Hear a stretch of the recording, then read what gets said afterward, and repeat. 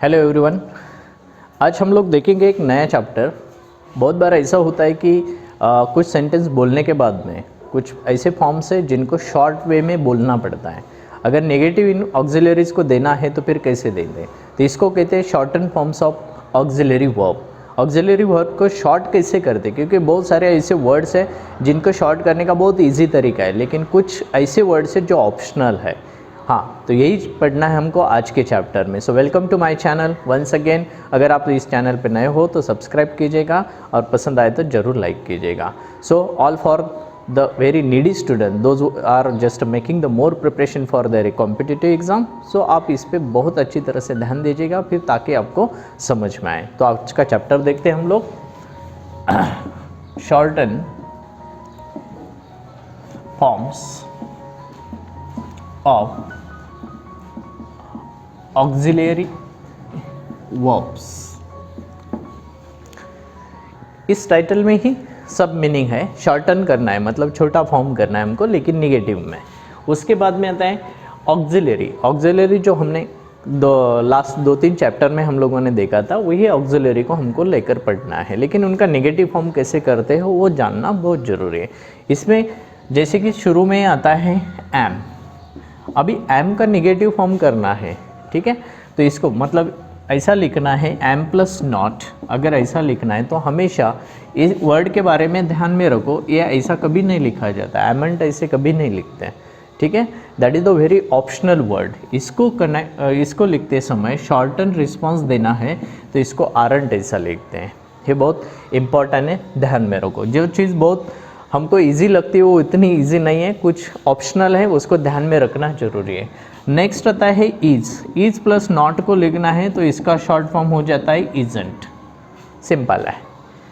मतलब ये कैसे लिखा हमने, इसका स्पेलिंग मैं फिर से लिखता हूँ यहाँ पे, जैसे कि इज प्लस नॉट, ठीक है। यहाँ पे ओ को सिर्फ रिमूव कर दीजिएगा, उसके बाद में एपोस्ट्रोफी डी आता है तो इसका शॉर्ट फॉर्म हो जाता है इज नॉट।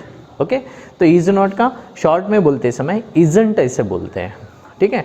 मतलब किसी चीज़ को रिपीट करना है तो इजंट इट, क्या ये सही है, इजंट इट, या यस इट इज़, ऐसा बोलना है, शॉर्ट में बोलना है। तो उस टाइम इन वर्ड्स का इस्तेमाल किया जाता है। So keep it in mind first. Next word are plus not, that is aren't.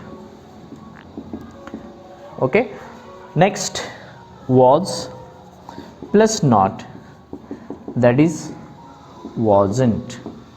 Then were plus not, that is weren't.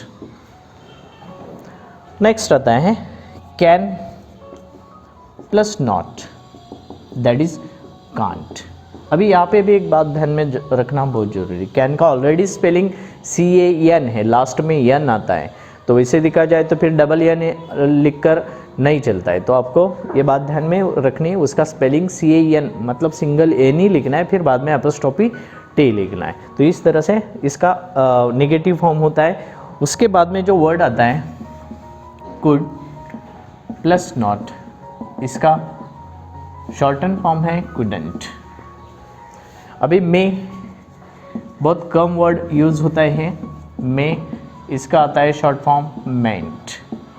इसका प्रोनाउंसिएशन भी मेंट ऐसे ही करते हैं। देन माइट प्लस नॉट, इसका short form same spelling apostrophe yes, माइटेंट। Okay, next आता है will. Will plus not, अभी यहाँ पे गलती हो सकती है, बहुत सारे स्टूडेंट यहाँ पे गलती करते हैं। विल प्लस नॉट जब आता है तो उसका शॉर्ट फॉर्म लिख देते हैं विलंट, ऐसा नहीं लिखते, उसका शॉर्ट फॉर्म अलग है, ओंट ऐसा लिखते हैं। ये बात को ध्यान में रखना बहुत जरूरी है। उसके बाद में आता है वुड। वुड प्लस नॉट, इसका शॉर्ट फॉर्म आता है वुडंट। ओके, उसके बाद में शाल आता है, शाल। इसका भी शॉर्ट फॉर्म लिखते समय आपको बात ध्यान में रखना जरूरी है, ये भी अलग है, ऑप्शनल है। इसका भी शॉर्ट फॉर्म इस तरह से लिखते हैं, शांट। शांट ऐसे लिखते हैं, शालंट नहीं लिखते। फिर से ध्यान में रखिए ताकि आप एग्ज़ाम में अगर गलती करोगे तो फिर आपका आंसर रॉन्ग हो जाएगा। इसलिए कुछ अलग वर्ड है, जितने मैं बाद में टिक मार्क करूँगा उन्हीं वर्ड को आपको ध्यान में रखना है, बाकी तो एज इट इज़ सेम है, लिखना कुछ मतलब बहुत बड़ी बात नहीं। उसके बाद में आता है यहाँ पे, मैं थोड़ा सा रिमूव करता हूँ, यहाँ पे बहुत ज़्यादा यूज़ होने वाला वर्ड है डू नॉट का शॉर्ट फॉर्म होता है don't, then does plus not उसका आता है doesn't, then did plus not उसका शॉर्ट फॉर्म आता है डिडंट। ओके, और नेक्स्ट है लास्ट की थीम, वो है have plus not, that is haven't, has plus not हैज़ंट,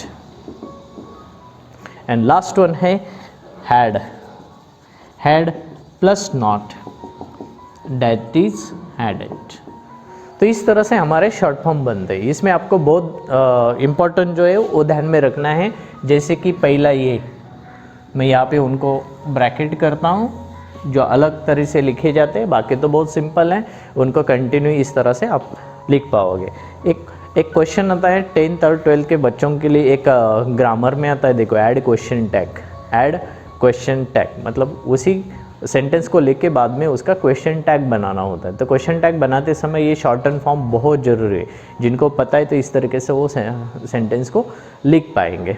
तो इसमें आपको ध्यान में रखना है, बाकी तो बहुत कॉमन है, do not, don't, doesn't, didn't, haven't, hasn't, hadn't, ये तो बहुत कॉमन है, कुडंट है, मेंट है, माइटंट है, लेकिन यहाँ पे एक अलग है, ये ध्यान में रखो, ठीक है। उसके बाद में आता है शालंट, उसका आता है शांत। ओके, इस तरह से लिखना है। तो ये कुछ सेंटेंस है जो हमारे शॉर्टन फॉर्म से ऑक्सिलरी के लिए।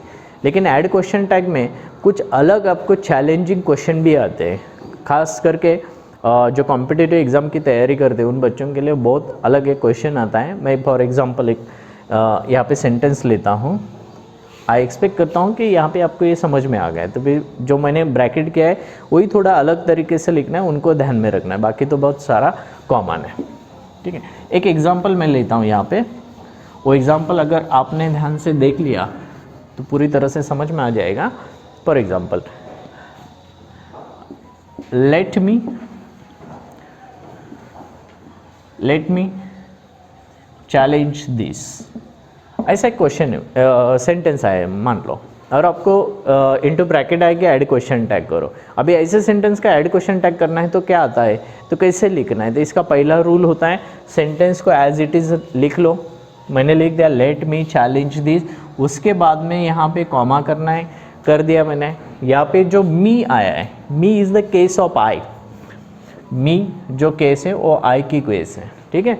मतलब हमको यहाँ पे सब्जेक्ट जो मिल गया है वो आई आ गया, ठीक है, आई को लिखना है। लेकिन लेट से जब स्टार्ट होती है तो आपको नेगेटिव फॉर्म नहीं करना है, उसको पॉजिटिव में लिखना है, तो वहाँ पे शाल लिखना है आपको।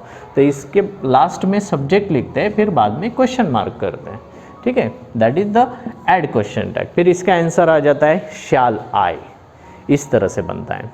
फिर से ध्यान में रखो, ऐड क्वेश्चन टैग खास करके 10th 12th और कॉम्पिटिटिव एग्ज़ाम की तैयारी करना जो बच्चे हैं उन बच्चों के लिए ये बात में ध्यान में रखना जरूरी है। वो सेंटेंस को पूरी तरह से लिखने के बाद वहाँ पे कॉमा करके शाल आई आपको लिख के बाद में क्वेश्चन मार्क करना है। लेकिन अगर ऐसा सेंटेंस आए तो लेट अस डू समथिंग, अभी एक सेंटेंस है लेट अस डू समथिंग, तो सेम है जैसे कि वैसे वो सेंटेंस को पहले लिख लो, बाद में यहाँ पे अस आया है, बराबर है। Us is the case of we, us जो है वी की केस है, बराबर है। तो यहाँ पे हमको सब्जेक्ट मिल जाता है वी, बराबर। तो लेट से स्टार्ट है तो यहाँ पे भी हम लोग लिखेंगे शाल और उसके बाद में लास्ट में लिखेंगे वी। तो इस तरह से हमारा ऐड क्वेश्चन टैग बनता है। बहुत सिंपल सी बात है। तो इस तरह से हमको जो शॉर्टन फॉर्म से ऑक्सिलरी के उनको ध्यान में रखना है। मैंने कुछ ऐसे टिप्स आपको दिए, लेकिन मैं इसमें अलग चैप्टर फिर से बाद में लेने वाला हूँ जिसमें आपको ऐड क्वेश्चन टैग का कैसे बनाते उसका पूरा डेप्थ लेवल तक मैं आपको विथ एग्जांपल्स वो अलग चैप्टर में पढ़ाऊँगा। लेकिन आज के लिए आपको ये बातें ध्यान में रखनी है कि ऑक्सिलरी फॉर्म का शॉर्टन फॉर्म कैसे लिखते हैं, वो बोलना बहुत ज़रूरी है। तो I hope all of you understood very well, आपको बहुत अच्छी तरह से समझ में आया होगा। तो ज़रूर ये वीडियो को लाइक कर दीजिएगा और शेयर कीजिएगा। तब तक के लिए मिलते हैं अगले चैप्टर में। Have a nice day.